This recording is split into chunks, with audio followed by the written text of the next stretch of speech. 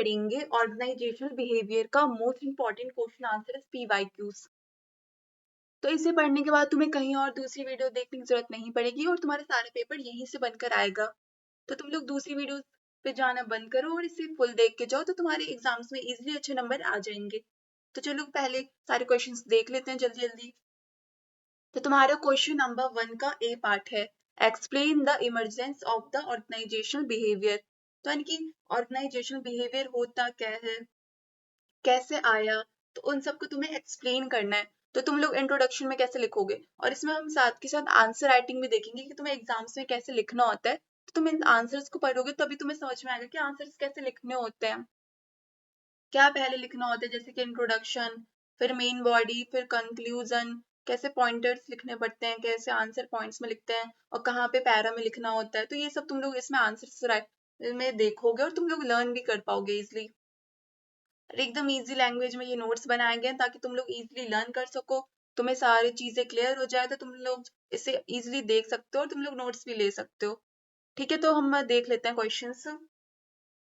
तो इसमें तुम इंट्रोडक्शन में कैसे लिखोगे, तो ऑर्गेनाइजेशनल बिहेवियर होता क्या है। तो देखो, ऑर्गेनाइजेशनल बिहेवियर नाम से समझ में आता है कि किसी ऑर्गेनाइजेशन में कैसा बिहेवियर है किसी का। जैसे कि मान लो, तो अब तुम एक ऑर्गेनाइजेशन में यहाँ पे कहीं पे काम करते हो, तो वहां पे तुम्हारा बिहेवियर कैसा है, तो इसे क्या बोलेंगे, ऑर्गेनाइजेशनल बिहेवियर। यानी कि किसी ऑर्गेनाइजेशन में किसी इंडिविजुअल, किसी ह्यूमन के बिहेवियर को स्टडी करना।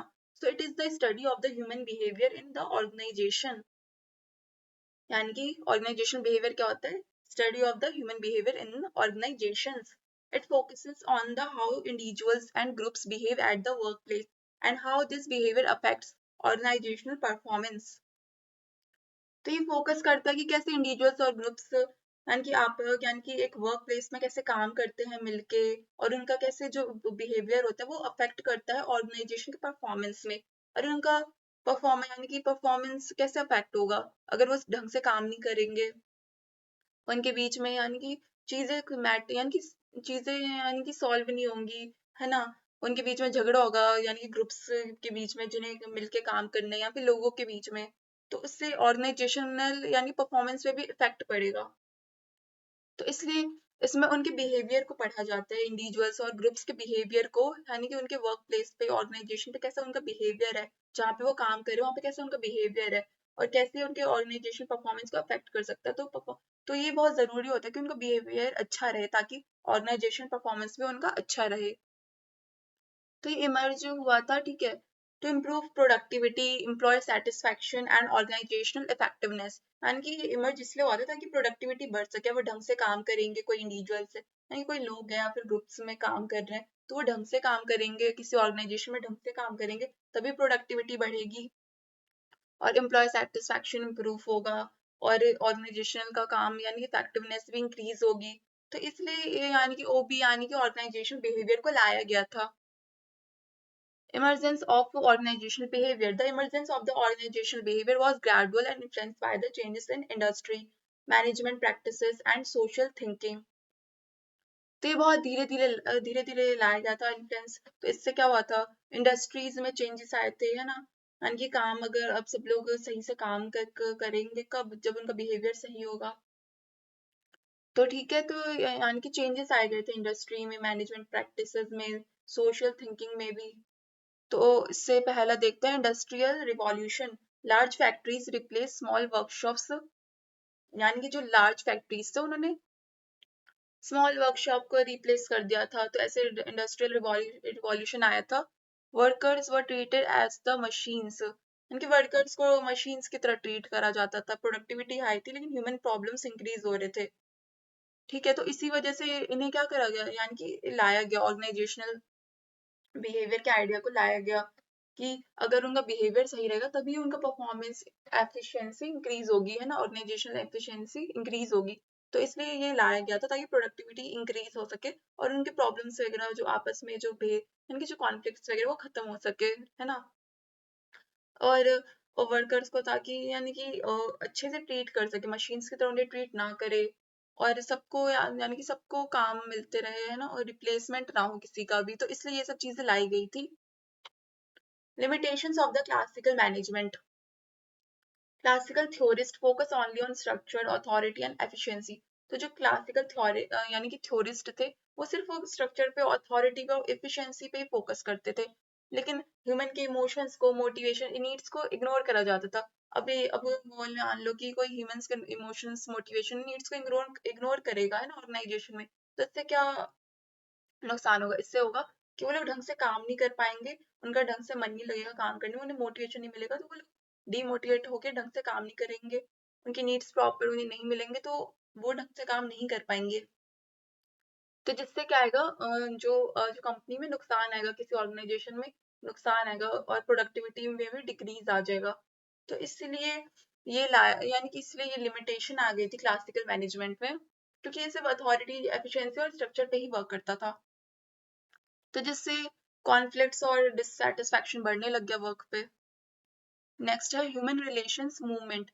हॉथरन studies shows importance of the social and psychological factors.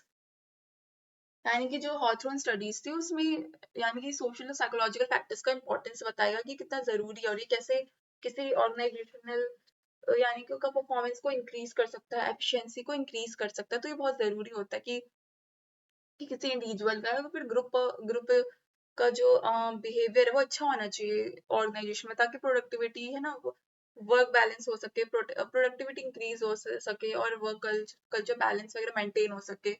Emphasis shifted from the machines to people. तो इससे क्या हुआ, मशीन से पीपल में शिफ्ट कर दिया गया, यानी कि और अब उन्हें भी इंसानों की तरह ट्रीट करने लगे, यानी ये नहीं कि मशीन की तरह ट्रीट करना। Workers were seen as the social beings. अब वर्कर्स को भी सोशल बींग्स की तरह देखा जाने लग गया, यहाँ की मशीन की तरह। Contribution of the behavioural science. Psychology हो गया, सोशियोलॉजी, एंथ्रोपोलॉजी कॉन्ट्रीब्यूटेड कॉन्सेप्ट्स। तो यानी कि जो ये सब्जेक्ट्स जैसे कि सोशियोलॉजी, सोशियोलॉजी मतलब यानी कि सोशल यानी कि लोगों पे स्टडी करना है ना, सोसाइटी पीपल पे स्टडी करना। साइकोलॉजी मतलब ह्यूमन बिहेवियर पे स्टडी करना। एंथ्रोपोलॉजी यानी कि मैन यानी कि लोगों पे स्टडी करना, मैन काइंड्स पे है ना स्टडी करना। तो ये सारे तो ये सारे जो मिलके जो कॉन्सेप्ट आते हैं, ये कंट्रीब्यूट कर रहा था किसमें, ऑर्गेनाइजेशनल बिहेवियर पे, कैसे फोकस करने पर्सनालिटी पे, मोटिवेशन पे, और लीडरशिप, ग्रुप बिहेवियर पे, और कैसे ये इंक्रीज कर सकता है प्रोडक्टिविटी किसी, हाँ किसी भी यानी कि ऑर्गेनाइजेशन है फिर किसी भी जगह का। कंक्लूजन। So the OB यानी कि organizational behavior emerges to understand, predict and manage the human behavior in organizations for the better results. यानी प्रोडक्टिविटी इंक्रीज करने के लिए, ताकि काम वगैरह सही से हो किसी ऑर्गेनाइजेशंस में, तो जरूरी है ह्यूमन का बिहेवियर, या फिर किसी ग्रुप का बिहेवियर, किसी इंडिविजुअल या फिर ग्रुप्स में बिहेवियर जरूरी है, ताकि उनका बिहेवियर अच्छा रहे, ताकि वो लोग ढंग से मैनेज कर सके, अपने बिहेवियर को समझ सके, प्रोडिक्ट कर सके, और काम वगैरह भी ढंग से कर सके for the better results in the organization. So next question है तुम्हारा 1 का B part. Explain the various models of the organisational behaviour. Introduction में कैसे लिखोगे? The models of the organisational behaviour describe how managers think about employees and how they manage them. Each model reflects a different managerial philosophy.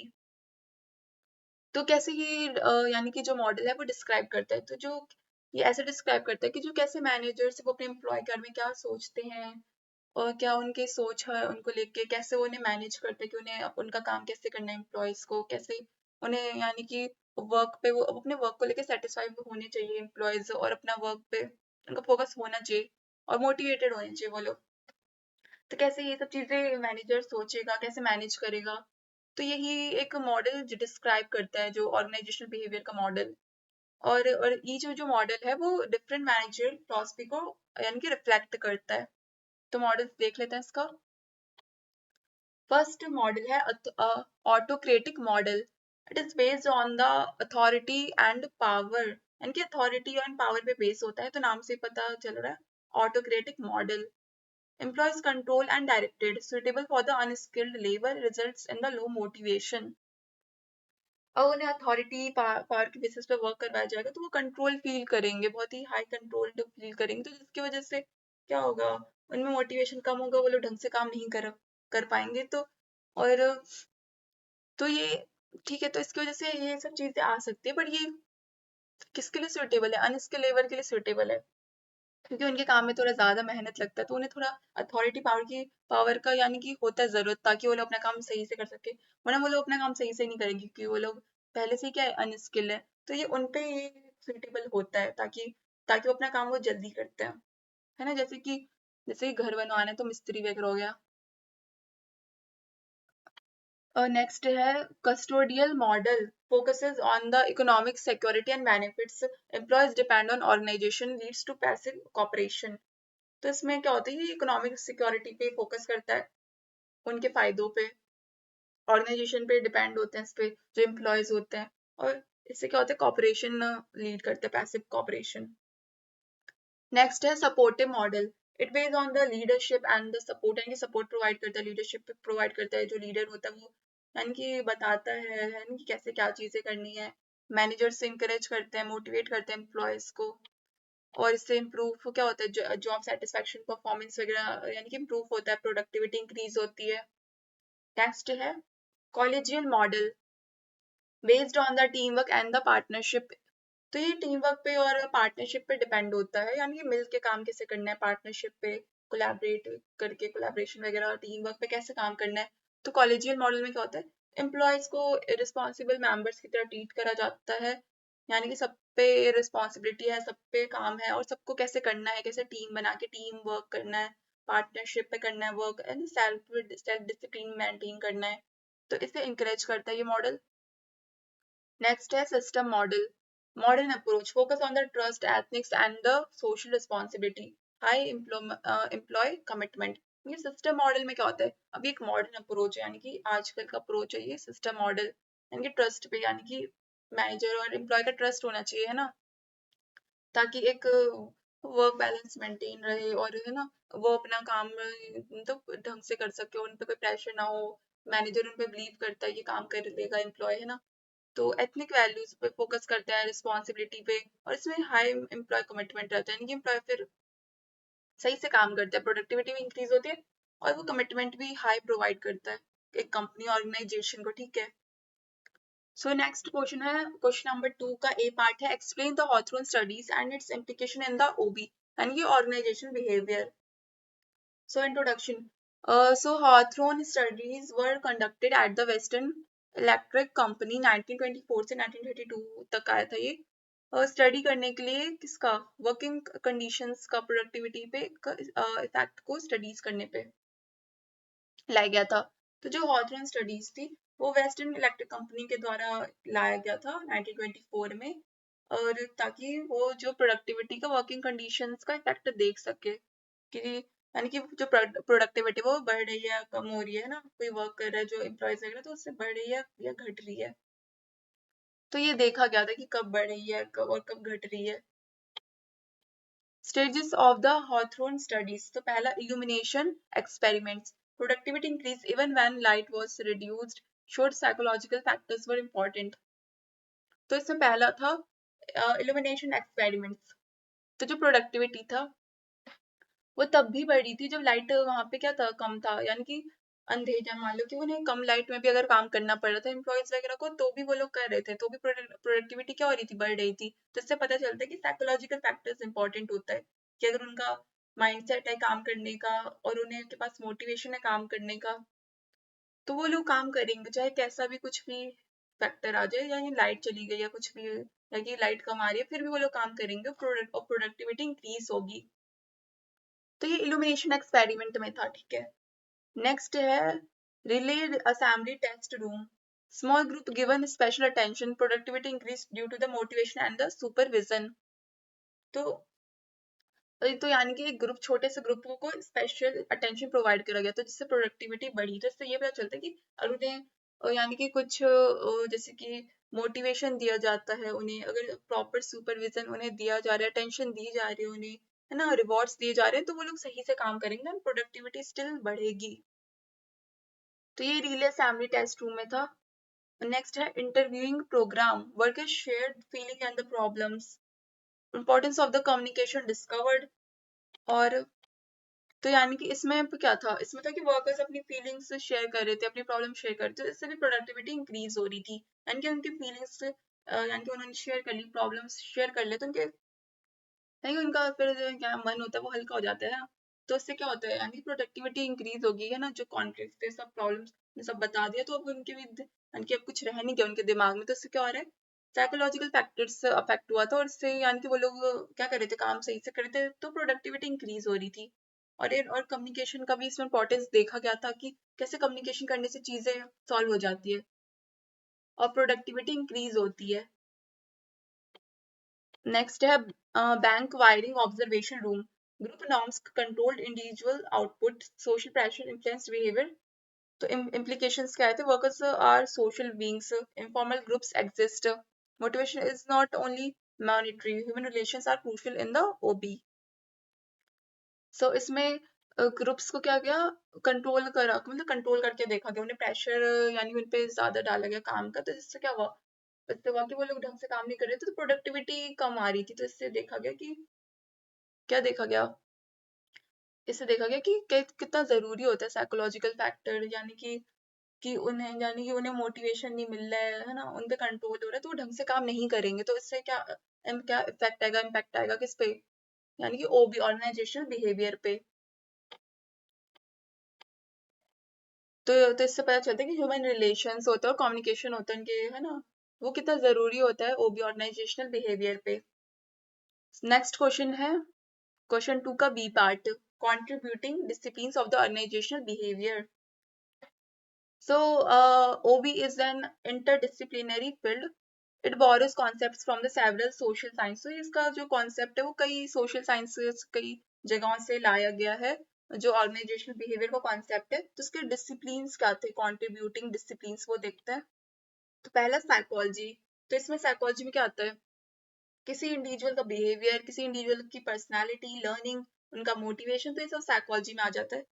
Sociology यानी कि group behaviour कैसा है, यानी कि society behaviour, group behaviour कैसा है, इसमें leadership आ जाता है, कम्युनिकेशन आ जाता है। एंथ्रोपोलॉजी यानी कि कल्चर, ऑर्गेनाइजेशन, वैल्यूज आ जाता है इसमें।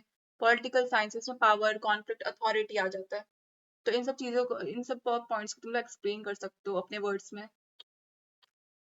नेक्स्ट क्वेश्चन है क्वेश्चन थर्ड का ए part, explain the big five trait model and its significance.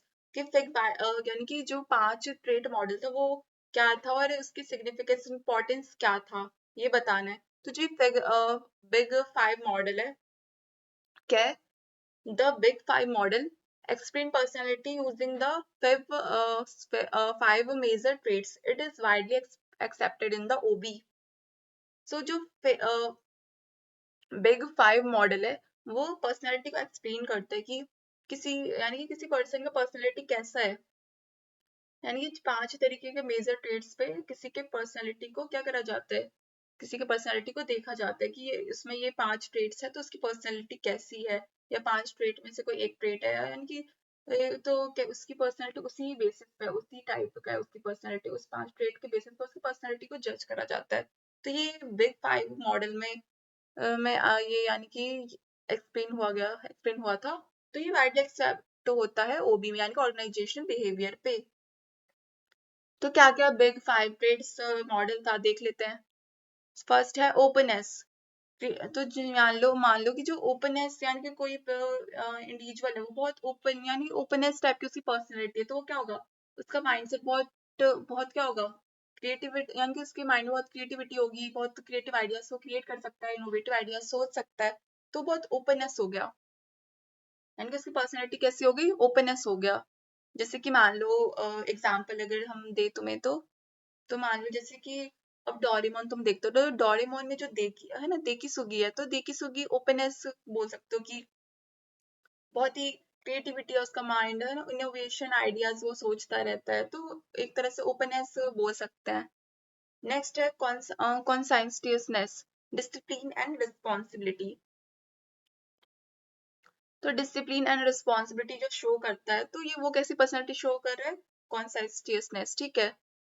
सो इसके में हम कैसे एग्जांपल ले डिसिप्लिन और रिस्पॉन्सिबिलिटी के लिए, तो इसमें भी तुम किसका एग्जाम, इसमें भी तुम देखी सुगी का एग्जांपल ले सकते हो, ठीक है।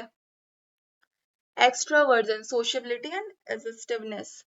तो तो इसमें तुम एग्जांपल किसका ले सकते हो, जो बहुत सोशल रहता है, बहुत एजिटेबल रहता है ना, बहुत एक्सट्रोवर्ट टाइप का हो गया, यानी कि एक्सट्रोवर्ट में भी थोड़ा ज्यादा एक्सट्रोवर्ट टाइप का हो गया ना, तो उसे बोल सकते हो एक्सट्रोवर्जन।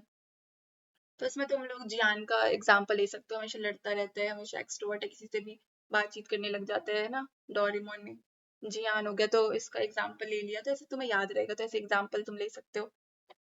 एग्री नेक्स्ट है एग्रीएबलनेस, तो कॉपरेशन एंड ट्रस्ट, यानी कि जो इंडिविजुअल एग्री यानी कि एग्रीएबलनेस टाइप का उसका पर्सनालिटी होता है, तो बहुत कोऑपरेटिव होता है, बहुत ट्रस्ट टाइप का। तो इसमें बोल सकते हो जैसे कि कौन हो गया, नोबिता हो गया और सुनिया हो गया, तो ये दोनों जियान की हर बात में हाँ मिलाते हैं, क्योंकि वो दोनों जियान से डरते हैं, तो वो लोग हाँ में हाँ मिलाते हैं, तो ये क्या हो गया, तो वो दोनों की पर्सनैलिटी कैसी टाइप की हो गई, एग्रीएबलनेस टाइप की हो गई, तो वो लोग कॉपरेशन ट्रस्ट वगैरह शो करते हैं।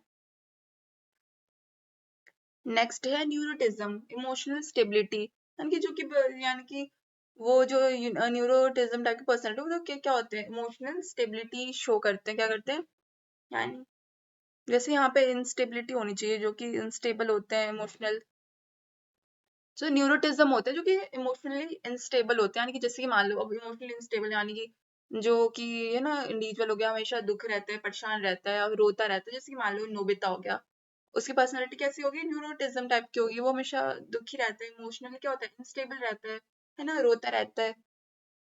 तो ये हो गया एग्जाम्पल। अब significance, helps in recruitment and selection and predicts job performance useful for the leadership development, तो यानी कि लोगों को जॉब में सेलेक्ट करना है, यानी कि क्या रिक्रूटमेंट हो गया। अब जैसे कि अब लोगों को यानी कि मान लो कोई एचआर है, उसे ना लोग लेने हैं जॉब प्रोवाइड करने के लिए, क्या लेना उन्हें, एचआर को लोग लेने हैं जॉब प्रोवाइड करने के लिए, तो वो क्या करेगा, रिक्रूटमेंट करता है वो लोगों का, सिलेक्शन करता है फिर उनमें से, तो ये उसमें भी हेल्प करता है ना, ऑर्गेनाइजेशन बिहेवियर उसमें हेल्प करता है, और जॉब परफॉर्मेंस को प्रिडिक्ट करता है, और लीडरशिप डेवलपमेंट के लिए जरूरी होता है। तो ये सब पर्सनल जो ये सब चीजें होती हैं, जो ये बिग फाइव मॉडल हो गया, तो ये सब चीजें इसमें भी हेल्प करता है, यानी किसी की पर्सनैलिटी से पता चल सकता है कि वो कैसा है, तो यानी कि उसका तो उससे पता चल जाएगा क्या उसका पर्सनैलिटी है ना, मान लो किसी की पर्सनैलिटी न्यूरोटिज्म है, तो पहले समझ जाएगा कि बहुत ही इमोशनली अनस्टेबल है ना, रोन टाइप का, तो इसे हम ले या ना ले, तो सोच में पड़ जाएगा ना रिक्रूटमेंट करते वक्त, और है ना उसके जॉब यानी कि जॉब परफॉर्मेंस में भी वो लोग सोचेंगे कि ये ढंग से करेगा कि नहीं करेगा, और वही मान लो कोई इनोवेटिव आइडियाज वाला, क्रिएटिव आइडियाज वाला, ओपननेस टाइप का किसी पर्सन का यानी कि पर्सनैलिटी है, तो उसे हाई जल्दी से इजीली रिक्रूटमेंट उसका हो जाएगा, सिलेक्शन हो जाएगा, और इसका ये और वो लोग प्रिडिक्ट कर लेंगे कि इसका जॉब परफॉर्मेंस अच्छा ही रहने वाला है। तो ये लीडरशिप डेवलपमेंट में भी हेल्प करता है, कि सारे सिग्निफिकेंस होगा किसके, बिग फाइव मॉडल के, ठीक है, big five model of the personality के। नेक्स्ट क्वेश्चन है, सोशल लर्निंग थ्योरी बताना है और इम्पोर्टेंस बताना है रिफोर्समेंट का, ठीक है, तो सोशल लर्निंग थ्योरी में बतानी है, तो इंट्रोडक्शन में कैसे लिखोगे, social learning theory was given by the Albert Bandura, it states that people learn by the observing others, यानी कि इसने थ्योरी में बताया गया था किसके द्वारा, एल्बर्ट बैंडुरा के द्वारा, यानी कि तुम ये लोग क्या करना, ये नाम याद रख लेना, एल्बर्ट बैंडुरा या बैंडुरा बोलो, जो भी बोलो, ठीक है, तो ये तुम नाम याद कर लेना, एल्बर्ट बैंडुरा। इन्होंने दी थी सोशल लर्निंग थ्योरी, इन्होंने क्या दी थी, सोशल लर्निंग थ्योरी दी थी, और इसमें उन्होंने बताया था कि जो लोग होते हैं वो लोगों दूसरे लोगों को देख के ही सीखते हैं, उनके बिहेवियर से सीखते हैं, उन्हें ऑब्जर्व करके सीखते हैं, तो एक जो पर्सन है वो दूसरे से ही सीखता है, दूसरे को देख के चीजें सीखता है। अब जैसे कि मान लो तुम्हारे सामने कोई कुछ, जैसे कि स्मोकिंग कर रहा है, तो मान लो तुम नहीं करते, तो क्या, और तुम उसे ज्यादातर देख रहे हो है ना, तुम्हारे आसपास कोई कर रहा है, तो तुम लोग भी कभी कभी होता है कि अफेक्ट हो जाते हो, है ना, तो ये गलत आदत वगैरह लग जाते, तो इसलिए तो बोलते हैं कि कैसे संगति जरूरी होती है, तो इसलिए लोगों ना दूसरे लोगों को देख के ऑब्जर्व करके भी कुछ कुछ चीजें सीख जाते हैं, तो इसलिए जो ये सोशल लर्निंग थ्योरी होती है बहुत जरूरी होती है, और ये दी किसके द्वारा गई थी, एल्बर्ट बैंडुरा के द्वारा। इसमें की एलिमेंट्स आ जाते हैं, ऑब्जर्वेशन, इमिटेशन, रेनफोर्समेंट, यानी कैसे जो इंडिविजुअल है वो किसी को देख के यानी कि यानी कि सेम वो करने लगता है, यानी कि सेम चीजें वो भी करने लगता है, और उसे ऑब्जर्व करके और इम्प्लीमेंट करता है वो चीजें है ना अपने अंदर, तो ये सब की एलिमेंट्स हो गया। Importance of the reinforcement, positive reinforcement increase desired behaviour, और नेगेटिव क्या करेगा, रिमूव करेगा अनवांटेड बिहेवियर को। पॉजिटिव रेनफोर्समेंट्स में क्या होता है, इससे जो डिजायर्ड बिहेवियर होता है वो बढ़ जाता है, और नेगेटिव से क्या होता है, कम हो जाता है, यानी कि अनवांटेड बिहेवियर को रिमूव करता है, और शेप करता है, हेल्प करता है, यानी कि शेपिंग करने में एम्प्लॉय का बिहेवियर को। ठीक है, नेक्स्ट क्वेश्चन है, define the term personality. What do you mean by the type A personality and type B personality. तो पर्सनैलिटी होती क्या है, पर्सनैलिटी का मतलब होता है, it refers to the sum total of ways in which an individual reacts and interacts with others. It includes patterns of the thinking, feeling, and behaving that are relatively stable over time. तो personality किसी person की कैसे तुम लोग यानी कि वो करते हो कि इस बंदी की पर्सनैलिटी तो ऐसे होगी, तो तुम लोग जैसे मान लो वो कोई पर्सन है, वो कैसे बातचीत करता है किसी पर दूसरे पर्सन से, या अपने लोगों से, या फिर किसी अनजान लोगों से, तो उस बेसिस पर उसकी पर्सनैलिटी को यानी कि वो करा जा सकता है, मान कि किसकी पर्सनैलिटी ऐसी होगी, है ना, या वैसी होगी। तो लोग यानी कि अपने दिमाग में एक सोच बना लेते हैं कि ये सबसे अच्छे से बात करता है, ये सबसे अच्छे से बात करती है, तो इसकी पर्सनैलिटी अच्छी होगी। ये सबसे अच्छे तरीके से बात नहीं करता, तो इसकी पर्सनैलिटी भी अच्छी नहीं होगी। ये वैसे ही टाइप का इंसान होगा, बेकार इंसान ही होगा। कई बार लोग सिर्फ यानी बाहर से पर्सनैलिटी देख के भी जज कर लेते हैं कि ये इसको यानी कि ये तो बहुत स्टाइलिश है, ये तो बहुत ही ऐसा है, तो इसकी पर्सनैलिटी भी अच्छी होगी, इसका है ना, यानी कि इसका जो सोचने का तरीका है, सोचने वाली पर्सनैलिटी है, वो भी अच्छी ही होगी। तो इसमें सारे जो पैटर्न्स होते हैं, कैसे बिहेव कर रहे हैं, कैसे कोई इंसान सोच रहा है, फील कर रहा है, तो ये सारे पैटर्न्स पर्सनैलिटी पे ही में ही आ जाता है, और ये चीजें बदलती भी रहती है टाइम टू टाइम, स्टेबल भी रहती है, कभी कभी बदलती भी रहती है। In organizational behavior, personality helps predict employee behavior, job performance, and the work attitudes. तो जो organizational behavior है, यानी कि किसी organization में किसी person का जो behavior है, ये भी help करता है कि personality को बताने में, है ना, prediction लगाने में कि employee का behavior कैसा होगा, job performance कैसा होगा, work attitudes उसका कैसे होगा। तो ये ना जरूर यानी कि ये भी क्या करता है, organizational behavior में help out करता है। तो पहला पर्सनैलिटी देख लेते हैं, टाइप ए पर्सनैलिटी। तो टाइप ए पर्सनैलिटी में क्या होता है, जो इंडिविजुअल्स होते हैं वो हाईली कॉम्पिटिटिव होते हैं और टाइम कॉन्शियस होते हैं। क्या होते हैं, क्योंकि उन्हें अपना काम टाइम पे करना पसंद होता है, उन्हें टाइम मैनेजमेंट करना आता है, उन्हें गोल अचीवर्स होते हैं वो लोग, है ना, गोल गोल ओरिएंटेड होते हैं, हाईली कॉम्पिटिटिव होते हैं, यानी कि उन्हें अपना गोल चाहिए होता है। ऑलवेज वो जल्दी में रहते हैं, यानी ऑलवेज ना हरी, यानी कि ऑलवेज उन्हें जल्दी में रहता है कि काम जल्दी करना है, हाईली एम्बिटियस होते हैं, यानी कि अचीव करना है, गोल्स अचीव करने हैं, अपने सपने, अपने ड्रीम्स, अपने एम्बिशंस अचीव करना है, कॉम्पिटिटिव होते हैं, अग्रेसिव होते हैं अपने एम्बिशंस को लेके, और हाई लेवल ऑफ स्ट्रेस वो एक्सपीरियंस करते हैं, क्योंकि अब उन्हें किसी को गोल अचीव करना है, तो वो थोड़ा स्ट्रेस हो ही जाता है कि अब गोल अचीव करना है, कैसे करना है, ड्रीम्स अचीव करने हैं, अपने सपने देखने हैं, उसे अचीव करना है, तो अचीवमेंट पे फोकस करते हैं वो लोग, और डेडलाइंस वगैरह पे फोकस करते हैं कि डेडलाइन से कैसे पहले वो यानी कि वो काम कर लेना है, अचीव कर लेना है। तो ऐसे लोग टाइप ए पर्सनैलिटी के होते हैं, और इसका क्या इम्पैक्ट आता है वर्क प्लेस पे, यानी कि हाई प्रोडक्टिविटी देखा जाता है, risk of the burnout and stress related problems, यानी कि इस वजह से जो वो प्रोडक्टिविटी होती है बहुत हाई देखी जाती है, क्योंकि वैसे टाइप के लोग जो होते हैं, टाइप पर्सनैलिटी, उनका प्रोडक्टिविटी बहुत हाई होता है, वो लोग बहुत अपना काम सही से करते हैं वर्क प्लेस में, है ना। तो इससे जो ऑर्गेनाइजेशन का फायदा होता है, क्या होता है, ऑर्गेनाइजेशन का फायदा होता है। लेकिन इसकी वजह से क्या, जो लोग होते हैं, जो टाइप ए पर्सनैलिटी के लोग होते हैं, उनमें क्या होता है, स्ट्रेस प्रॉब्लम्स आ जाते हैं, बर्नआउट का रिस्क रहता है। नेक्स्ट है टाइप बी पर्सनैलिटी। अब टाइप बी पर्सनैलिटी के लोग कैसे होते हैं, वो बहुत रिलैक्स होते हैं, बहुत पेशेंट होते हैं, बहुत काम, इजी गोइंग, लेस कॉम्पिटिटिव होते हैं, कि काम चल रहा है तो चलता रहेगा, हो जाएगा, देखा जाएगा, है ना। तो टाइप बी पर्सनैलिटी के लोग ऐसे होते हैं कि काम है, देखा जाएगा, कर लूंगा, कर लूंगी, हो जाएगा। तो इजी गोइंग होते हैं, बहुत लेस कॉम्पिटिटिव होते हैं, कि कंपटीशन लगा करना ही नहीं है, और एग्रेसिव वगैरह नहीं दिखाना अपने काम वाम को लेके, है ना, गोल्स अचीव वगैरह तो हो जाएगा, होता रहेगा। तो बहुत ही रिलैक्स और पेशेंट टाइप के जो लोग होते हैं वो टाइप बी पर्सनैलिटी में आते हैं। और क्या होता है, काम, easy going, less competitive, more balance approach to work, है ना, बहुत बैलेंस अप्रोच रहता है उनका, low stress levels, enjoy work life balance, impact at the, ठीक है, तो बहुत स्ट्रेस उनका कम रहता है कि काम हो जाएगा, कर लेंगे, देख लेंगे। तो उन्हें इतना स्ट्रेस नहीं रहता इस वजह से, है ना। और वो इंजॉय करते हैं वर्क लाइफ बैलेंस को, है ना।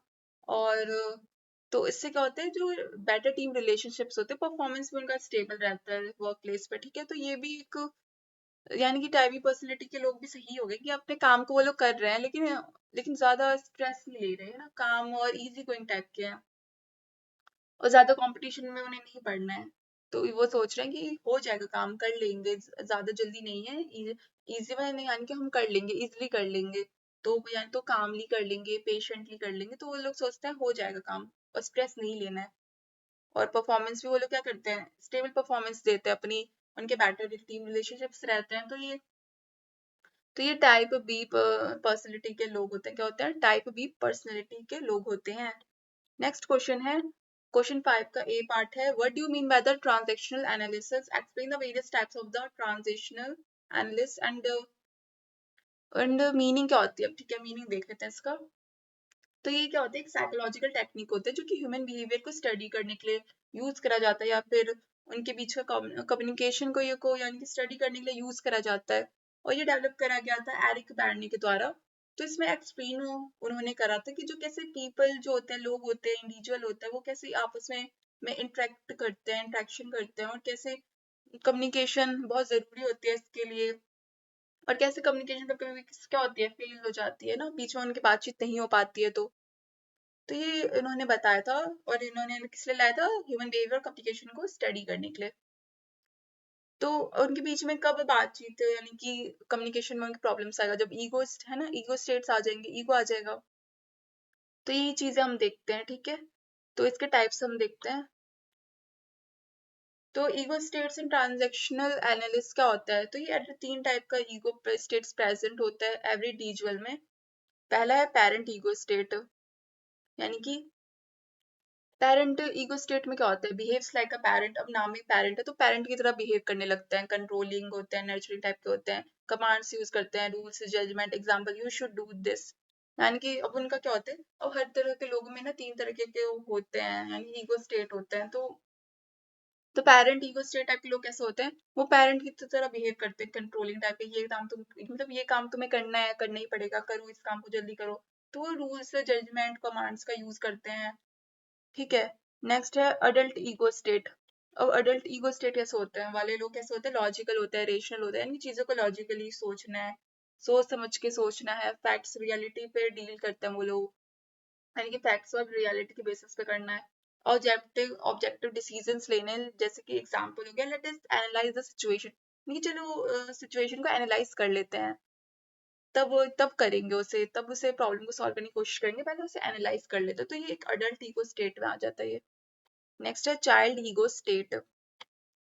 तो चाइल्ड ईगो स्टेट वाले कैसे होते हैं, इमोशनल होते हैं, स्पॉन्टेनियस होते हैं, यानी कि वो थोड़ा उनमें बच्चों टाइप का, यानी कि उनका नेचर होता है, इमोशनल होते हैं, थोड़े इमोशनल टाइप के होते हैं, सेंसिटिव होते हैं, reflects feelings and creativity, can be natural और अडेप्टेड, यानी कि नेचुरल भी हो सकता है, या तो कुछ कुछ लोगों में क्या होता है, नेचुरल होता है, नेचुरल चाइल्डिश टाइप के भी, है ना। या फिर कुछ कुछ अडेप्ट कर लेता है टाइम टू टाइम, यानी कि उन्होंने अगर वैसे सिचुएशंस देख के रखे होते हैं, प्रॉब्लम है ना बचपन में। जैसे एग्जाम्पल हो गया, आई डोंट लाइक दिस, यानी कि मुझे ये पसंद नहीं है, तो ये वो यानी ऐसे बोलेंगे मुझे पसंद है तो मैं नहीं करूंगा, नहीं करूंगी। तो ये ऐसा टाइप के क्या हो गया, चाइल्ड, यानी कि चाइल्ड स्टेट ईगो में आ जाते हैं, जो कि फीलिंग्स और क्रिएटिविटी को रिफ्लेक्ट करते हैं, अपने फीलिंग्स को बताते कि उन्हें करना है क्या चीज, उन्हें कैसी चीजें पसंद है, कैसी चीजें नहीं पसंद है। तो ये सब चीजें आ जाती है चाइल्ड ईगो स्टेट में। अब इम्पोर्टेंस का होता है ट्रांजेक्शनल एनालिस्ट का ओबी में, यानी कि ऑर्गेनाइजेशन बिहेवियर में। तो कम्युनिकेशन को इम्प्रूव करता है, कॉन्फ्लिक्ट्स को रिड्यूस करता है, और मैनेजर्स को हेल्प करता है किसी एम्प्लॉय के बिहेवियर को समझने में कि कैसा टाइप का इसका बिहेवियर है। जैसे कि पेरेंट स्टेट ईगो है इसका, या फिर अडल्ट, या फिर चाइल्ड, ठीक है। तो इससे रिड्यूस होता है कॉन्फ्लिक्ट, यानी कि अगर कोई चाइल्ड ईगो स्टेट टाइप का, तो वो समझ जाते हैं कि इससे कैसे, यानी कि इससे कैसे काम करवाना है। तो ये मैनेजर्स वगैरह को ये सब चीजें समझनी होती है कि अगर वो नहीं कर रहा है उसे काम, तो उसे कैसे मोटिवेट करके समझाना है, तभी वो करेगा वो काम। और जो ऑलरेडी है ना, और जो कोई डोमिनेट बोला कि मैं, कि ये चीजें मेरी मर्जी से हो गई, तो उससे कैसे वो सब चीजें कैसे मैनेज करनी है। और जो उसमें सबसे जो स्टेबल हो गया जैसे कि अडल्ट, उसे पता है, वो लॉजिकली सोचता है, तो वो तो अपना काम कर ही लेगा। तो ये इम्प्रूव इससे कम्युनिकेशन वगैरह भी इम्प्रूव होता है। तो ये सब चीजें किसमें आ जाती है, ट्रांजेक्शनल एनालिसिस में। और इसके टाइप्स आ गए जैसे कि पेरेंट हो गया, parent ego state, adult ego state और चाइल्ड ईगो स्टेट। तो पेरेंट वाले पेरेंट की तरह बिहेव करते हैं, अडल्ट में अडल्ट यानी कि जैसे कि लॉजिकली चीजों को सोचना और रैशनली सोचना, और पेरेंट में पेरेंट की तरह बिहेवियर यानी कि कंट्रोल है ना, कंट्रोलिंग टाइप का, कमांड्स फॉलो करना, रूल्स वगैरह देना कि ऐसा करो वैसा करो। और जैसे कि अडल्ट में हो गए कि है ना यानी कि एनालाइज करते हैं, ठीक है देखते हैं, करेंगे, हम इसे सॉल्व करेंगे। और जैसे कि चाइल्ड ईगो स्टेट में आ गए जैसे कि मुझे ये पसंद नहीं है, मैं नहीं कर रहा, ये मैं नहीं कर रही, तो ऐसे चाइल्ड स्टेट ईगो में आ गए। तो ये सब हमने टाइप्स देख लिया। नेक्स्ट क्वेश्चन 5 का बी पार्ट है, discuss theory X and theory Y of the motivation. तो जो मोटिवेशन में ना थ्योरी एक्स और थ्योरी वाई दिया गया था, तो किसने दिया था, डॉगलस मैकग्रेगोर ने दिया था। किसने, डॉगलस मैकग्रेगोर ने दिया था। तो इस थ्योरीज यानी कि इन थ्योरीज में क्या एक्सप्लेन करा था, यानी कि दो मैनेजर्स के डिफरेंट व्यूज को एक्सप्लेन करा गया था एम्प्लॉयज को लेकर। यानी कि मान लो कोई दो मैनेजर्स है, तो उनका सेम एम्प्लॉय को लेकर डिफरेंट डिफरेंट व्यूज होगा। जैसे कि एक दो मैनेजर है, जैसे एक का नाम है राम और एक का नाम है श्याम। तो उनका व्यू एक यानी कि जैसे कि एक एग्जांपल ले लेते हैं, रोहन। तो एक रोहन काम करता है, उनके यहाँ उनका एक एम्प्लॉय है रोहन, वो काम करता है। तो जो राम है वो सोचते हैं कि रोहन एक बहुत अच्छा काम करता है, और जो श्याम है वो सोचते हैं कि रोहन ढंग से काम नहीं करता। तो दोनों के डिफरेंट व्यूज हो गए ना, एक एक सेम एम्प्लॉय को लेकर उन्होंने डिफरेंट व्यूज वो क्रिएट कर दिए, बना लिए। तो ये थ्योरी उन्हीं डिफरेंट व्यूज को, मैनेजर के डिफरेंट व्यूज को एक्सप्लेन करता है अबाउट द एम्प्लॉयज। तो ये थ्योरी एक्स एंड वाई में आ जाता है, ठीक है, जो दिया किसने था, डॉगलस मैकग्रेगोर ने। तो थ्योरी एक्स में क्या होता है, theory x assume that employees dislike work. यानी कि जो थ्योरी एक्स बताता है कि जो एम्प्लॉयज को अपना काम पसंद नहीं है, और इसमें क्या अजम्पशंस होते हैं, से employees avoid responsibility, prefer direction, need strict supervision, are motivated mainly by the money. यानी कि इसमें थ्योरी एक्स में होता है कि वो लोग क्या मानते हैं कि ये जो एम्प्लॉय है, इसे काम करना नहीं पसंद, इसे ये यानी कि इसे मनी के लिए काम कर रहा है, बस मनी से ही मोटिवेट है, और अपना डायरेक्शन चेंज कर लेता है ना, जहाँ पे इसे मनी मिला वहां चल जाता है, और इसे बहुत ही काम के लिए बहुत बोलना पड़ता है, ये ढंग से काम करता नहीं है और रिस्पॉन्सिबिलिटी नहीं लेता है। तो ये आ जाता है थ्योरी एक्स में, ठीक है, अजम्पशंस में आ जाता है। और इसे कैसे मैनेज करने का होगा, यानी कंट्रोल करके, पनिशमेंट करके, यानी कि उसे जब वो कंट्रोल करे, पनिशमेंट प्रोवाइड करा जाए, यानी कि अथॉरिटी टाइप का बिहेवियर उसे दिखाया जाए, यानी कि कंट्रोलिंग रूलिंग टाइप का, तभी वो काम करता है। तो ये थ्योरी एक्स में आ गया था। अब थ्योरी वाई का देखते हैं। अब थ्योरी वाई में वैसे यानी वैसे लोग आ जाते हैं जो कि एम्प्लॉयज इंजॉय करते हैं वर्क को, यानी कि थ्योरी वाई अज्यूम करते हैं कि एम्प्लॉय से अपने काम को इंजॉय करते हैं, अपनी रिस्पॉन्सिबिलिटी को ढंग से लेते हैं, उन्हें पता है उन्हें क्या काम करना है, वो सिर्फ मनी के लिए नहीं करते, वो सीखने के लिए काम करते हैं, लर्निंग ऑब्जेक्टिव्स के लिए, आउटकम्स के लिए वो लोग काम को करते हैं। और वो लोग यानी वर्क कल्चर को बैलेंस करते हैं, मेंटेन करते हैं, और ऑर्गेनाइजेशनल के लिए काम करते हैं, क्या करते हैं, ऑर्गेनाइजेशन के लिए काम करते हैं, ताकि वो ऑर्गेनाइजेशन को आगे लेके जा सके। तो जो थ्योरी वाई था उसमें यानी कि अज्यूम करा गया था जो एम्प्लॉयज है वो एंजॉय को क्या यानी क्या करते हैं, वर्क को एंजॉय करते हैं, क्या करते हैं, वर्क को एंजॉय करते हैं, कि इन्हें अपना काम पसंद है और ये अपने काम को एंजॉय करते हैं। तो यानी कि ये क्या होते हैं, सेल्फ मोटिवेटेड होते हैं, रिस्पॉन्सिबिलिटी को एक्सेप्ट करते हैं, ग्रोथ डेवलपमेंट में इनका फोकस होता है, सेल्फ कंट्रोल होता है, इनका खुद पे काम अपना सही से करते हैं, इन्हें बोलने की जरूरत नहीं होती, खुद ही से इन्हें इनकी रिस्पॉन्सिबिलिटी पता है, और ये लोग खुद को खुद ही कंट्रोल कर लेते हैं, इन्हें ग्रोथ डेवलपमेंट फेस करते हैं, इन्हें चीजें सीखनी है, लर्निंग करनी है, खुद ही मोटिवेटेड है ये लोग, इन्हें बोलने की जरूरत नहीं पड़ती है, और बहुत ही पार्टिसिपेटिव टाइप के हैं ये लोग, एक क्रिएटिव टाइप के हैं, इनोवेटिव, इनके पास आइडियाज वगैरह है, क्रिएटिविटी शो करते हैं, इंकरेज करते हैं। तो ये थ्योरी वाई टाइप के लोग हो गए, और थ्योरी एक्स वाले थे जो ये सब चीजें नहीं करते, वो थ्योरी एक्स में थे, ठीक है। तो थ्योरी एक्स वाले जो कि सारी चीजें नेगेटिव में कर रहे हैं, और थ्योरी वाई वाले जो सारी चीजें पॉजिटिव में कर रहे हैं। तो अब ऑर्गेनाइजेशंस में कैसे टाइप के लोग चाहिए, ऑफकोर्स वाई वाले चाहिए होंगे, क्योंकि जो अपना काम एंजॉय करते हैं, रिस्पॉन्सिबिलिटी पता है, खुद मोटिवेटेड है, उन्हें बोलने की जरूरत नहीं है, पार्टिसिपेटिव नेचर के हैं, क्रिएटिविटी है, क्रिएटिविटी माइंडसेट है उनका, और उनके पास खुद के आइडियाज होते हैं, वो लोग अपने काम को करना पसंद करते हैं खुद ही, यानी कि उन्हें खुद ही बोलने की जरूरत नहीं है ना, सेल्फ मोटिवेटेड है वो लोग। और तो इससे एक ऑर्गेनाइजेशन का ट्रस्ट बिल्डअप होता है, और वो लोग तो ऑर्गेनाइजेशन उन्हें और मोटिवेशन प्रोवाइड करते हैं, वो लोग और अच्छे से काम करते हैं, और ऑर्गेनाइजेशन के लिए काम करते हैं, सिर्फ पैसों के लिए नहीं, सिर्फ ऑर्गेनाइजेशन के लिए भी काम करते हैं। तो इसलिए थ्योरी वाई के लोगों को, यानी थ्योरी वाई के लोग जैसे ही लोग चाहिए होंगे ना किसी मॉडर्न ऑर्गेनाइजेशन को, थ्योरी वाई वाले लोग ही चाहिए होंगे। तो इसलिए जो थ्योरी वाई का कंसेप्शन था वो मोर सुटेबल था और मॉडर्न ऑर्गेनाइजेशन के लिए, क्योंकि ये ट्रस्ट और मोटिवेशन प्रमोट करता है, और पार्टिसिपेशन, ठीक है, और क्रिएटिविटी को। So it is more suitable for the modern organizations. So next question है क्वेश्चन नंबर 6। तो इसका ए पार्ट देख लेते हैं। What do mean by the motivation, explain its importance in the organization behaviour. Motivation क्या होता है? ये इंटरनल और एक्सटर्नल भी हो सकता है, जो इनिशिएट करता है, डायरेक्ट करता है, सस्टेन करता है किसी बिहेवियर को टुवर्ड्स अचीविंग गोल।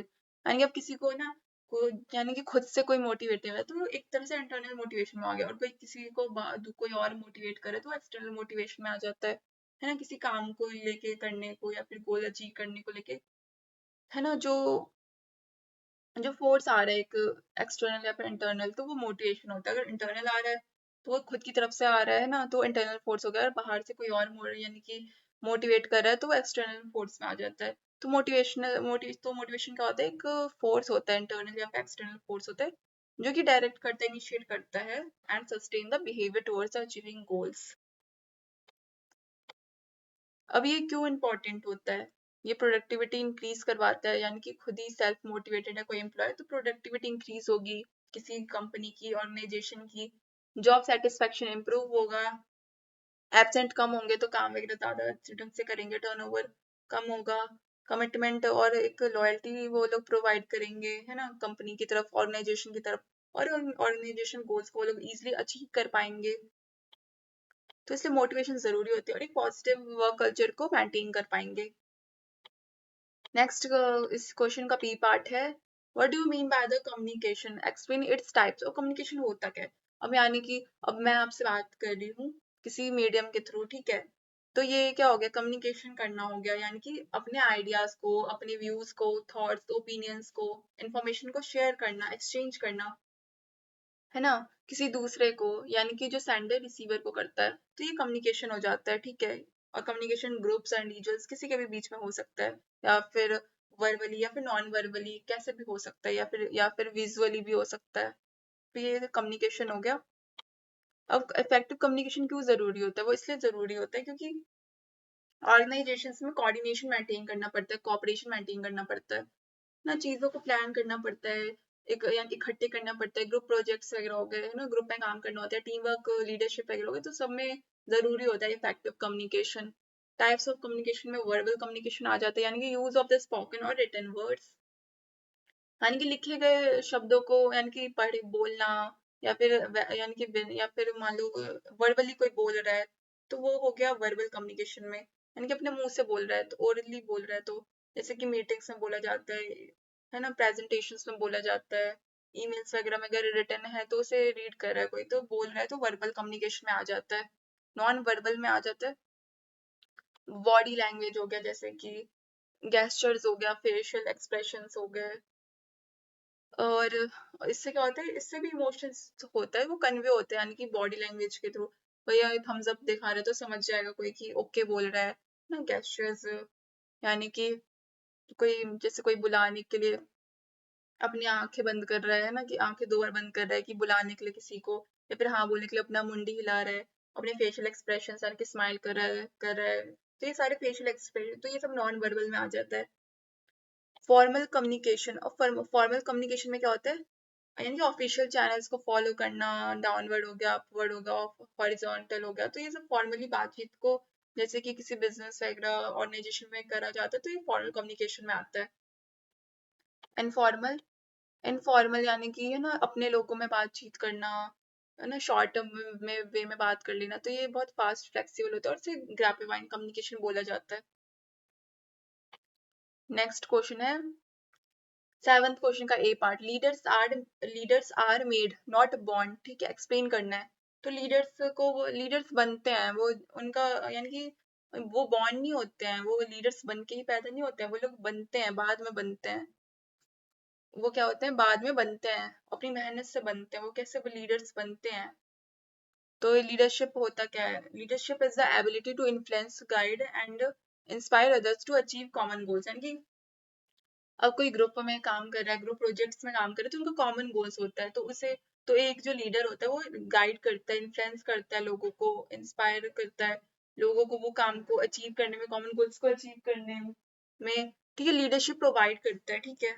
तो ये किस में आ जाए, तो वो क्या होता है, वो लीडर होता है। क्या होता है? लीडर होता है।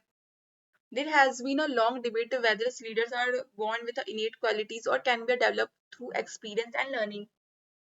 तो इसमें काफी डिबेट होता है कि जो लीडर्स होते हैं वो पहले से ही इनेट क्वालिटीज के साथ आते हैं, कि बर्थ से उन्हें वो क्वालिटीज मिलती है, वो बॉर्न ही लीडर होते हैं, या फिर बाद में डेवलप कर लेते हैं एक्सपीरियंस लर्निंग से। तो ऐसा कुछ भी नहीं है, वो लोग बॉर्न नहीं होते, वो लोग बनते हैं अपने एक्सपीरियंस, अपने लर्निंग के थ्रू से वो लीडरशिप बनते हैं। फिर वो क्या करते हैं, लोगों को इंस्पायर करते हैं, मोटिवेट करते हैं, इन्फ्लुएंस करते हैं, गाइड प्रोवाइड करते हैं, यानी कि लोगों को गाइड प्रोवाइड करते हैं टू अचीव करने के लिए कॉमन गोल्स को। So modern organizational studies support the idea that the leaders are made, meaning the leadership skills can be developed and enhanced through the education, training and practice. तो modern organisational studies के द्वारा जो leaders होते हैं वो अपनी skills के through leadership यानी कि लीडर्स बनते हैं। अपने लीडरशिप स्किल्स के द्वारा वो लीडर्स बनते हैं, वो बॉर्न लीडर्स नहीं होते, वो लीडर्स बनते हैं। कैसे बनते हैं? एजुकेशन के थ्रू, लर्निंग के थ्रू, प्रैक्टिस के थ्रू, एक्सपीरियंस के थ्रू। वो लोग क्या करते हैं, अपने स्किल्स डेवलप करते हैं, अपने लीडरशिप स्किल्स को डेवलप करते हैं, और इसी से क्या करते हैं, वो गोल्स को इजीली अचीव कर पाते हैं, लोगों को मोटिवेट करते हैं, इंस्पायर करते हैं, है ना, चीजों को करने के लिए क्या करते हैं, और इन्फ्लुएंस करते हैं। Why leaders are made not born. So पहला पॉइंट तुम लिख सकते हो इसमें, leadership skills can be learn. Leadership skills कोई भी सीख सकता है, जैसे कि कम्युनिकेशन हो गया, कैसे बात करना है, कैसे अपनी बातचीत पहुंचानी है किसी तक, है ना, किसी इंडिविजुअल ग्रुप्स में कैसे बात करना है, और वर्बली, है ना, फॉर्मली हो गया, या फिर इनफॉर्मल हो गया, तो कैसे करना है। तो लीडरशिप वगैरह इन सब चीजों में, या फिर ऑर्गेनाइजेशन से हो गया, तो फॉर्मली बात करना होता है। क्या करना होता है? फॉर्मल बात करना होता है। और कैसे, और ये वर्बल भी हो सकता है ना, नॉन वर्बल भी हो सकता है। डिसीजन मेकिंग करना आना चाहिए, है ना, कैसे डिसीजंस लेने हैं, राइट डिसीजंस लेने होते हैं, बहुत सोच समझ के लेने होते हैं, उसके क्या कॉन्सिक्वेंसेज हो सकते हैं, तो या फिर उससे क्या नुकसान हो सकता है, ये सब चीजें सोच के डिसीजंस लेना होता है। तो डिसीजंस मेकिंग बहुत जरूरी होता है किसी लीडर के लिए, क्योंकि अगर वो गलत डिसीजंस लेगा तो वो सही से इम्प्लीमेंट नहीं कर पाएगा अपने प्लान को। अगर सही डिसीजंस लेगा तभी इम्प्लीमेंट कर पाएगा, और गलत डिसीजंस लेगा तो इम्प्लीमेंट नहीं कर पाएगा। And conflict resolution skills can be taught. और कॉन्फ्लिक्ट उसे रिजॉल्व करना आना चाहिए। क्या करना आना चाहिए? कॉन्फ्लिक्ट को कैसे रिजॉल्व करना है लोग, यानी कि लोगों के बीच में। Training programmes and workshops and mentoring develop leadership qualities. तो लीडरशिप की जो स्किल्स क्वालिटीज होती है वो कैसे डेवलप करा जा सकता है? वर्कशॉप्स के द्वारा, मेंटरशिप के द्वारा, ट्रेनिंग प्रोग्राम्स के थ्रू। तो ये सब स्किल्स सीखा जा सकता है, इसमें कोई बड़ी बात नहीं है। लीडरशिप स्किल्स सीखी जा सकती है, और ये कोई इनेट स्किल्स नहीं होता जो बर्थ से नहीं आता। ये लोग अपने सीख के अपने अंदर क्या कर लेते हैं, अडेप्ट कर लेते हैं। Experience shapes leadership. जो एक्सपीरियंस होता है वो लीडरशिप को क्या करता है, शेप करता है। Real life has challenges and responsibilities help individuals grow as a leaders. तो उन्होंने जो चेंजेस यानी कि चैलेंजेस देख रखे होते हैं, रिस्पॉन्सिबिलिटीज देख रखे होते हैं, तो उससे कोई इंडिविजुअल होता है वो एज अ लीडर ग्रो हो सकता है। वो अपनी प्रॉब्लम सॉल्विंग स्किल्स से, अडेप्टिबिलिटी से, इमोशनल इंटेलिजेंस से चीजों को सीखता है, एक्सपीरियंस करता है, और इससे जो उसकी लीडरशिप स्किल्स होती है वो इनहेंस होती है। क्या होती है? इनहेंस होती है। नेक्स्ट है attitude and behaviour can be develop. तो अपने एटीट्यूड को, अपने बिहेवियर को क्या कर सकता है, अडेप्ट कर सकता है, डेवलप कर सकता है, जैसे कि कॉन्फिडेंस, इनिशिएटिव हो गया, विजन को कल्टीवेट हो गया, यानी कि ये सब अपना प्रॉपर पॉजिटिव विजन लेना होता है, उसे पॉजिटिव कॉन्फिडेंस, पॉजिटिव एटीट्यूड उसके अंदर होना चाहिए। कैसे टीम बिल्ड करना है, टीम वर्क कैसे करना है, कैसे मोटिवेशन प्रोवाइड करना है लोगों तक गोल्स को अचीव करने के लिए। तो ये सारा काम लीडर लीडर का ही होता है। तो उसके अंदर लीडरशिप यानी कि स्किल्स वगैरह होनी चाहिए। नेक्स्ट है education and knowledge. Education knowledge के थ्रू है ना, यानी कि जो स्ट्रेटजीज हो गई, नॉलेज मैनेजमेंट का नॉलेज होना, कैसे मैनेज करना है, ऑर्गेनाइजेशनल बिहेवियर वगैरह स्ट्रेटजीज, ये सब उसे पता होना चाहिए, तभी तो वो लीडर एक यानी कि लीडर बन पाएगा, एक पावरफुल लीडर बन पाएगा। और फॉर्मल लर्निंग क्या करती है, हेल्प करती है कॉम्प्लेक्स यानी कि कॉम्प्लेक्स सिचुएशंस को हैंडल करने के लिए। जो ऑर्गेनाइजेशन में जो सिचुएशंस आ जाते हैं कॉम्प्लेक्स टाइप के, उसमें हेल्प करती है लीडर्स को क्या हेल्प करती है, एजुकेशनल नॉलेज हेल्प करती है सॉल्व करने के लिए प्रॉब्लम्स को।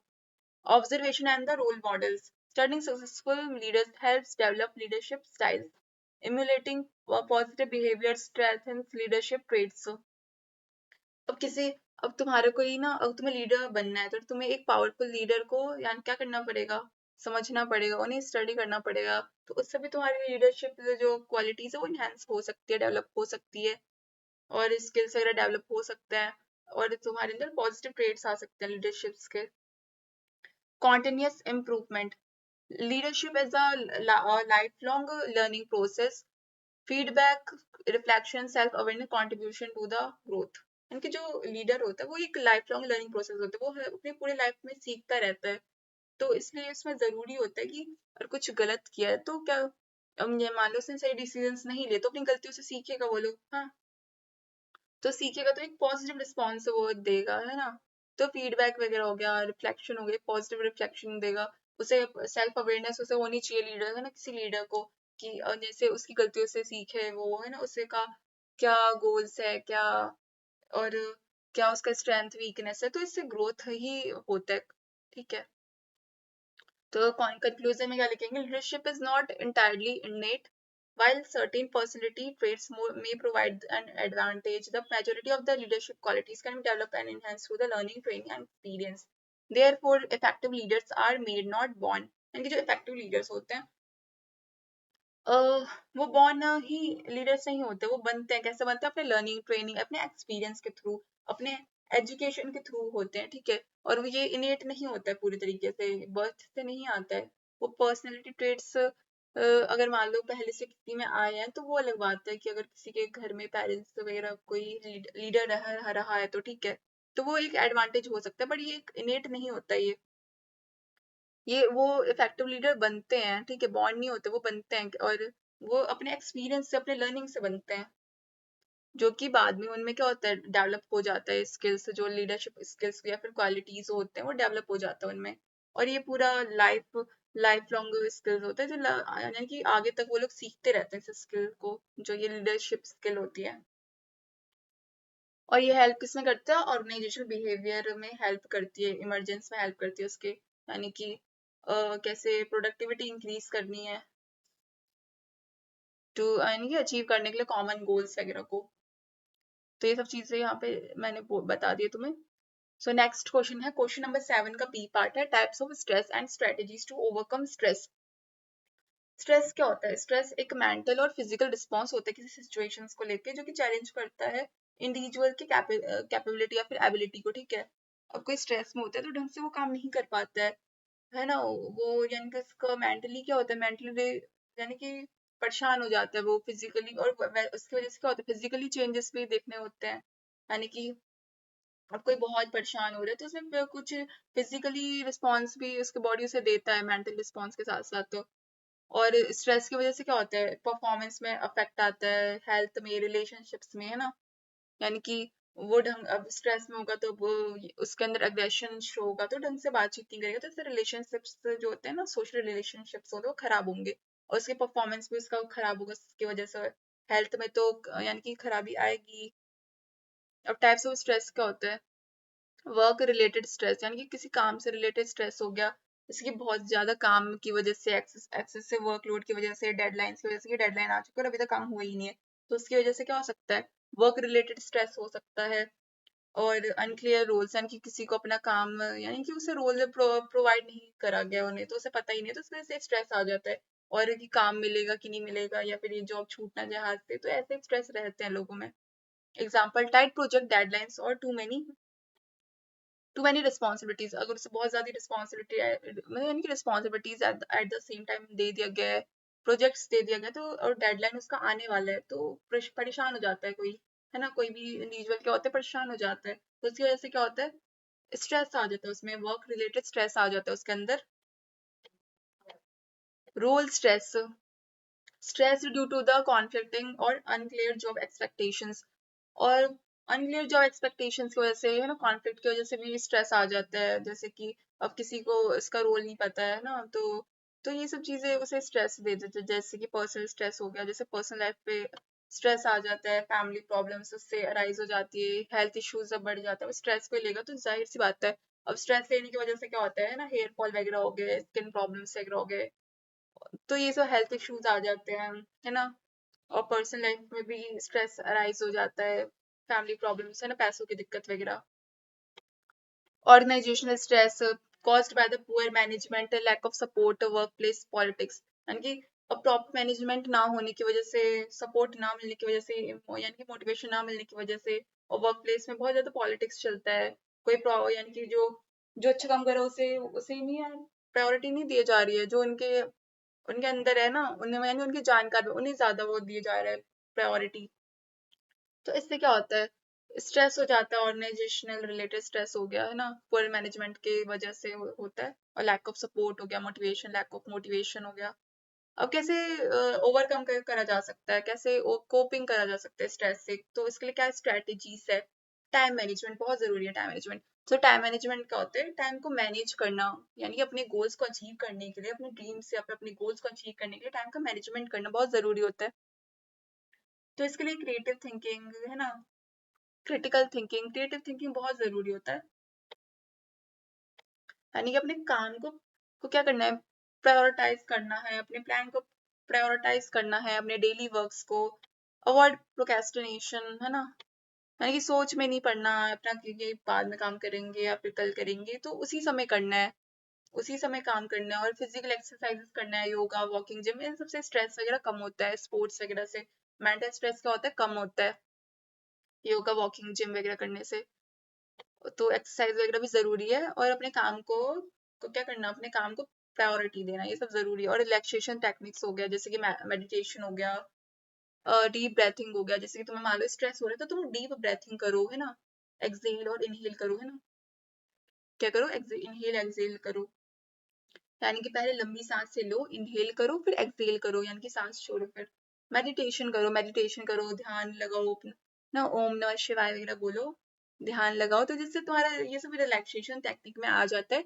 और माइंडफुलनेस, यानी कि चीजों को कैसे इफेक्टिव वे में करना है, टाइम ओरिएंटेड बनो, ताकि तुम्हारे गोल इजीली अचीव हो सके, जो तुम्हें करना है वो तुम्हें मिल सके।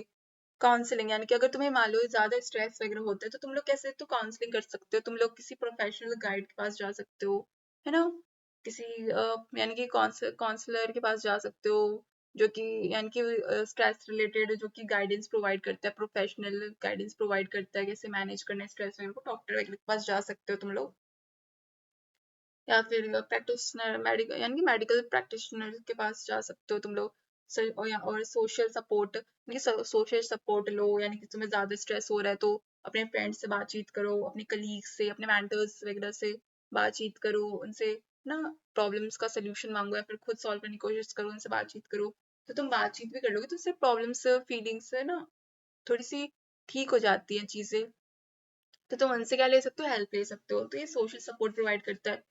Job redesign, reducing workload, clarifying roles, providing autonomy, यानी कि अगर जॉब रीडिजाइन, यानी कि अगर वर्कलोड्स कम हो जाए, उनके रोल्स पता चल जाए, है ना, और उन्हें एक प्रॉपर गाइडेंस वगैरह प्रोवाइड करी जाए, तो इससे भी क्या होता है, जो यानी कि इससे भी स्ट्रेस वगैरह कम हो जाता है। पॉजिटिव सोचो, पॉजिटिव सोचने से, पॉजिटिव थिंकिंग से क्या होता है, चीजें सॉल्व हो जाती हैं, प्रॉब्लम सॉल्व हो जाता है, और यानी कि फोकस भी सॉल्यूशंस पे करो, प्रॉब्लम्स पे फोकस मत करो, प्रॉब्लम्स को छोड़ दो, उस पे क्या करो, ध्यान ही मत दो, और बस सॉल्यूशंस पे फोकस करो कि सॉल्यूशंस कैसे निकालना है, और बाकी रिक्रिएशनल एक्टिविटीज में पार्टिसिपेट करो, जैसे कि तुम्हें क्या हॉबीज है, अगर तुम्हें गाना गाना पसंद है तो तुम गाना गा के देखो, सुनो, या फिर तुम्हें गाना सुनना पसंद है, या फिर तुम्हें कुछ खेलना पसंद है, अपनी हॉबीज फॉलो करो, तुम्हें डांस करना पसंद है डांस करो, और कुछ जैसे कि लीजर एक्टिविटीज हो गए, अपने माइंड को रिफ्रेश करने, रिफ्रेश यानी कि रिफ्रेश करने के लिए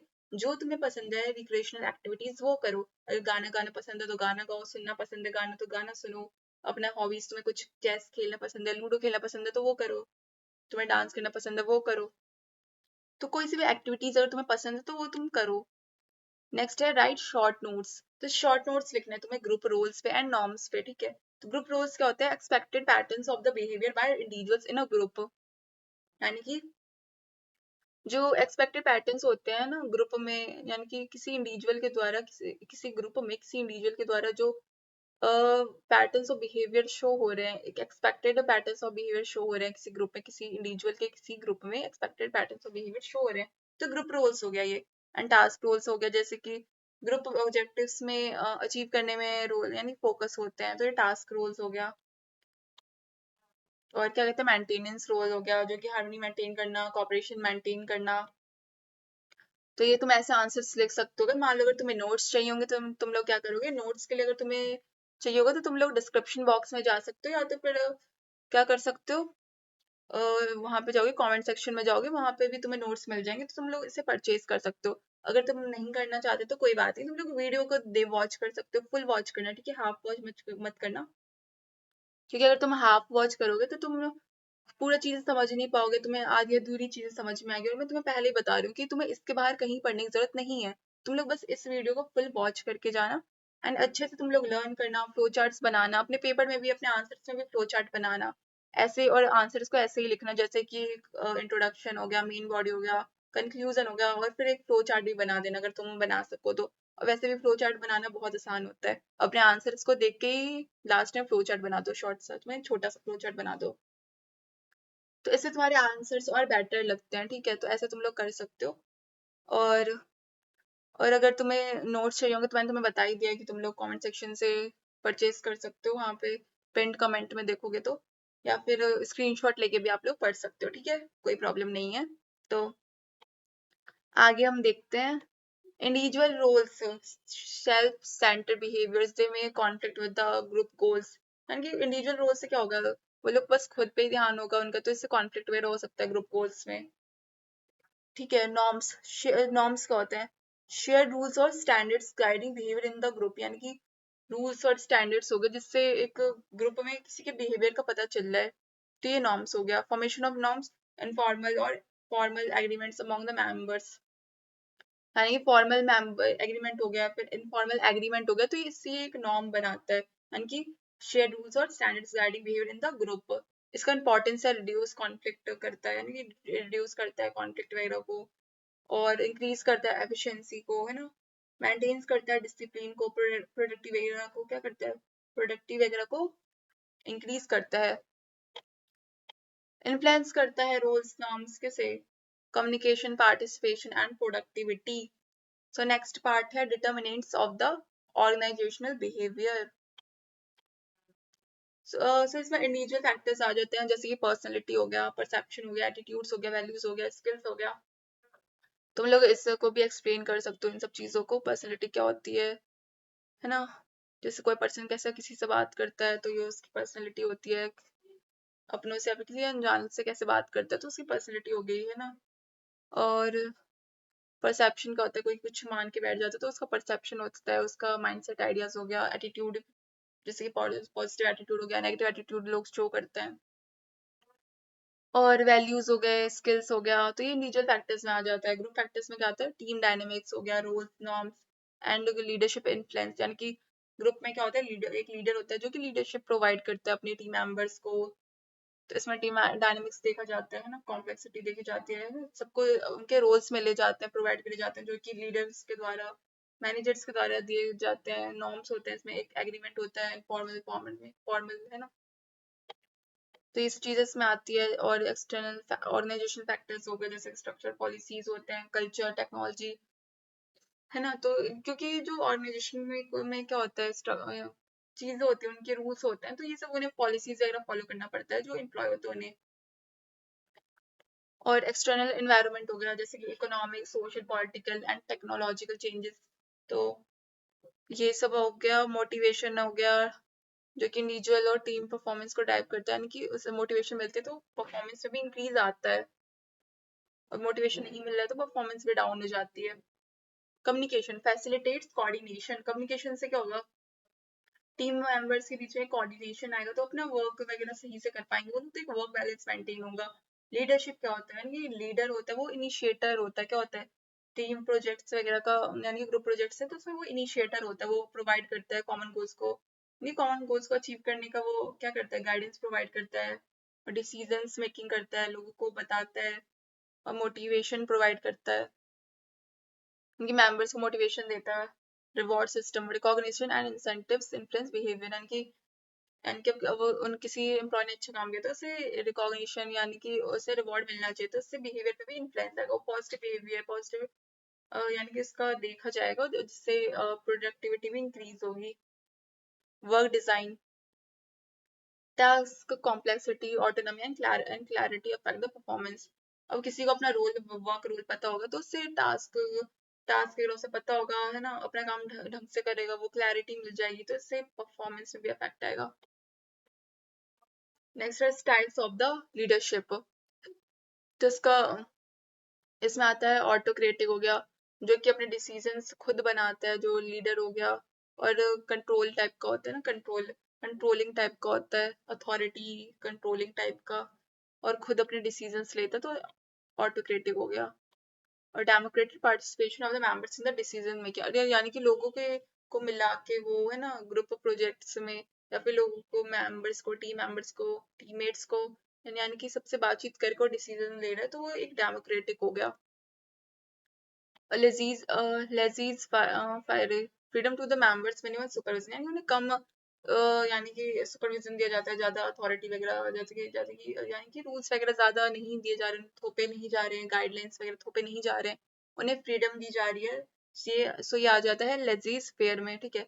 transformational, inspire and motivates employee for the innovation, इसमें क्या होता है, एम्प्लॉयज को इंस्पायर करा जाता है, मोटिवेशन प्रोवाइड करा जाता है ताकि वो ट्रांसफॉर्मेटिव बन सके और इनोवेटिव आइडियाज को क्रिएट कर सके, क्रिएटिव माइंडसेट उनका बन सके।